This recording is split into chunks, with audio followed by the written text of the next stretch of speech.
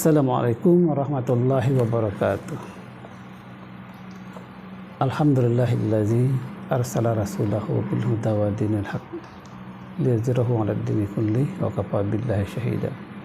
Asyhadu an la ilaha illallah wa asyhadu anna Muhammadan abduhu rasuluh la nabiyya ba'da. Allahumma shalli ala Muhammad wa ala alihi wa ashabihi jema'in. Saudara pemirsa di mana saja Anda berada, dengan saya Mukhlis Dendros dalam Kultum Ramadan 1440 Hijriah 2021 Masehi dengan tema Risalah Ramadan. Mungkin Anda mendengarkan kultum ini menjelang berbuka. Saya ucapkan selamat nanti saat beduk berbunyi, dan selamat iftar jama'i dengan keluarga. Atau mungkin juga Anda mendengarkan risalah Ramadan ini menjelang makan sahur, atau di mana sajalah posisi Anda. Yang jelas kita sedang melaksanakan ibadah puasa yang merupakan kewajiban bagi seorang mukmin yang terpanggil untuk melaksanakan sebagaimana firman Allah dalam surah Al-Baqarah ayat 183. Ya ayyuhallazina amanu kutiba alaikumusiyam kama kutiba alal ladzina min qablikum la'allakum tattaqun. Hai orang-orang beriman, diwajibkan kepada kamu berpuasa sebagaimana diwajibkan kepada orang-orang sebelummu agar mencapai derajat takwa. Suatu keistimewaan bagi kita bahwasanya yang diundang untuk melaksanakan ibadah puasa itu adalah orang yang beriman. Keistimewaan lain adalah pelaksanaan ibadah puasa yang kita lakukan ini bukan hanya di zaman Nabi Muhammad saja, tapi Nabi dan Rasul dan umat terdahulu juga melaksanakan ibadah ini. Karena memang syariat itu adalah satu dari Allah Subhanahu wa taala. Saudara sekalian, di mana saja Anda berada, ada beberapa risalah Ramadan. Yang pertama, anjuran untuk berbuka puasa. Sebagai seorang muslim, kita berpuasa ada batas-batas waktunya. Sejak dari setelah melaksanakan sahur, kalau disebut dengan masyarakat kita dengan waktu imsak, ya, atau ketika azan subuh berkumandang, ya, kita mulai berpuasa sampai datang waktu maghrib. Maka ketika berkumandang azan maghrib, maka disunahkan kita untuk berbuka puasa. Tidak boleh ditunda-tunda 2 jam lagi, 3 jam lagi, atau tidak berbuka sama sekali. Yang namanya sunnah itu sebuah anjuran. Ketika dilaksanakan, kita melaksanakannya mendapat pahala. Dan ketika meninggalkannya, kita mengabaikan sunnah Rasul. Rasul menyunahkan kepada kita agar berbuka itu disegerakan. Waktunya datang disegerakan. Walaupun hanya dengan seteguk air, sebutir kurma. Tapi sunnah kita laksanakan. Jangan mengabaikan, segera berbuka puasa ketika masuk waktunya. Tapi yakinkan dahulu bahwasanya memang beduk maghrib berbunyi. Yang kedua, agar kita anjuran untuk makan sahur. Makan sahur itu disunahkan juga, walaupun hanya ya dengan seteguk air, kemudian sebiji kurma. Artinya ada kita waktu untuk makan sahur. Rasul menyunahkan agar makan sahur itu adalah di akhir waktu. Artinya detik-detik masuknya waktu subuh kita sudah berbuka, sudah makan sahur. Ya, jangan sampai ya umpamanya jam 12 untuk makan sahur. Itu bukan sahur namanya, tapi ya makan malam. Sunahkan untuk di akhir waktu. Yang sunnah tadi merupakan anjuran dari Rasulullah sehingga mendatangkan berkah. Kata Rasulullah, berbahagialah orang yang melaksanakan sunnahku, sementara yang lain meninggalkannya. Jadi ada saatnya berbuka, ada saatnya sahur.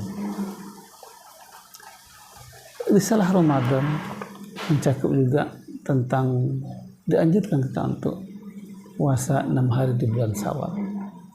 Ya, setelah kita 1 bulan berpuasa, kemudian setelah itu masuk bulan Syawal, maka disunnahkan kita untuk puasa 6 hari bagi yang mau dan bagi yang mampu. Apa balasannya? Kata Rasulullah, barang siapa yang berpuasa Ramadan lalu ditambah dengan 6 hari puasa Syawal, apakah berturut-turut ataupun berselang-seling, maka sama artinya dia berpuasa 1 tahun penuh. Jadi kalau kita berpuasa 1 Ramadan, berarti itu 1 bulan hanya. Nah, tapi sebuah keutamaan kita tambah dengan 6 hari di bulan Syawal menjadi 1 tahun. Artinya 12 bulan. 6 hari nilainya sama dengan 11 bulan. Begitu keutamaan ibadah puasa Syawal.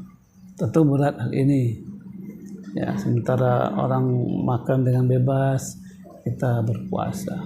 Apalagi ya sudah masuk kerja mungkin atau aktivitas lain, sehingga ada saja yang bisa mengganggu ibadah puasa Syawal kita.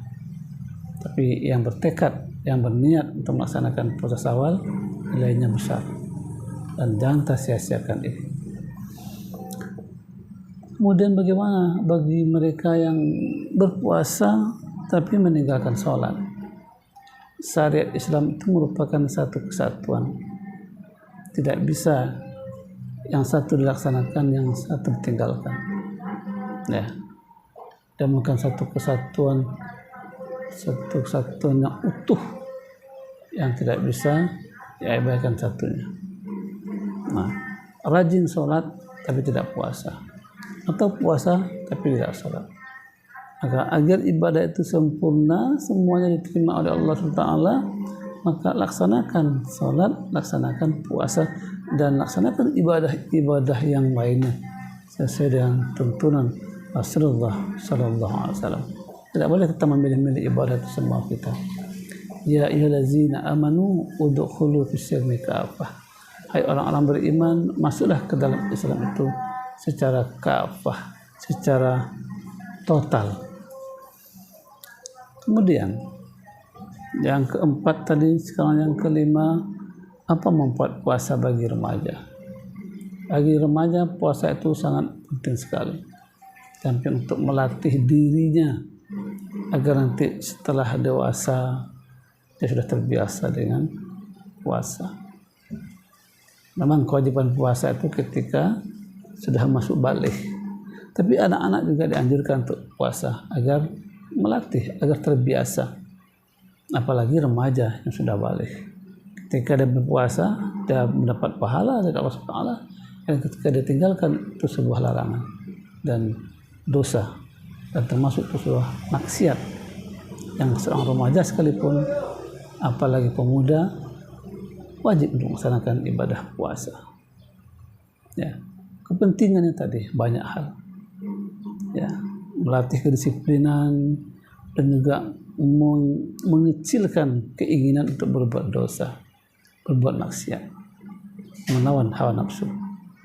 Rasulullah bersabda kepada para pemuda, ya ma'syar sabab, wahai para pemuda, kata Rasulullah, kalau kamu sudah mampu untuk menikah, menikahlah.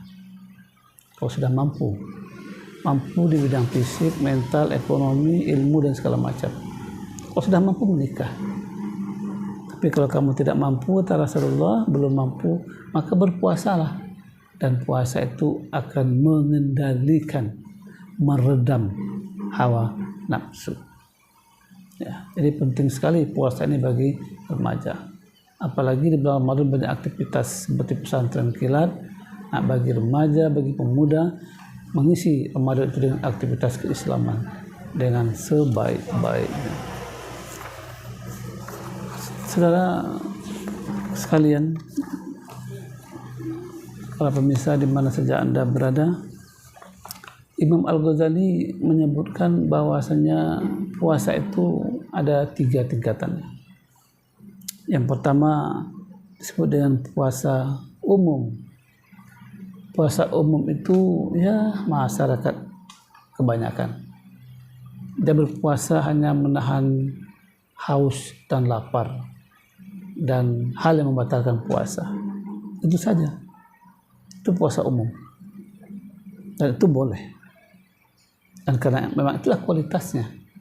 Hanya sebatas menahan lapar, haus, dan berbuat maksiat. Nah, ini kebanyakan manusia. Tapi kita nggak ingin puasa kita cuma sebatas itu saja. Tapi itu makanya Imam Al-Ghazali menyebutkan pula ada puasa khusus, yaitu orang yang berpuasa selain menahan lapar, menahan haus, dan juga berbuat maksiat, itu menahan farjinya, ya. Maka dia juga menahan lidahnya, tidak bicara sembarangan, tangannya tidak memukul, kakinya tidak menyepak, artinya inderanya terjaga dengan sebaik-baiknya, ya, tidak ghibah, tidak gunjing, tidak menzolimi orang. Nah, ini puasa yang khusus, ya. Puasa khusus tentu ini perlu latihan, perlu adanya ya diupayakan kesungguh-sungguhan agar puasa kita itu dari tahun ke tahun meningkat, dari puasa orang umum menjadi puasa yang khusus. Dan yang lebih utama lagi, kata Imam Al-Ghazali, puasanya orang yang istimewa, tidak sebatas menahan lapar dan haus, lalu tidak hanya sebatas menahan indranya berbuat dosa dan maksiat, tapi juga menjauhkan hatinya dari sifat-sifat dan keinginan yang jahat, yaitu tidak iri, tidak dengki, tidak sombong, tidak ria. Disingkirkan semua itu yang merupakan penyakit hati, sehingga ibadah puasa itu bermakna dan kehidupannya, dan juga beribadah yang menghasilkan pahala dari Allah SWT. Tidak hanya menghabiskan waktu, tenaga, membuat letih, capek, haus, dan lapar, tapi tidak berpahala. Kita ingin ibadah kita itu berpahala. Agar ibadah kita itu bernilai, maka perhatikanlah risalah Ramadan ini. Saudara sekalian, di mana saja Anda berada, demikian kuntum pada kesempatan ini. Mudah-mudahan kita bisa melaksanakan ibadah puasa dengan sebaik-baiknya, target takwa, dan juga bisa menjadi orang yang puasa itu nilainya istimewa. Bila taufiq wal hidayah. Assalamualaikum warahmatullahi wabarakatuh.